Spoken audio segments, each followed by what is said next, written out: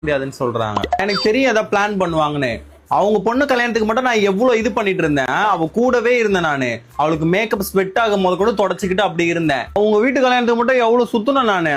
அந்த கிராமத்துல எனக்கு வழி கூட தெரியல.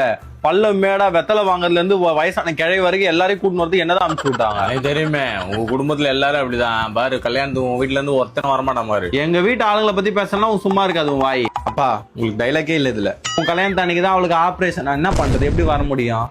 ஆபரேஷனா? என்னாச்சு? அவ எக்ஸ்போர்ட் கம்பெனில தான்டா வேலை செய்யறா.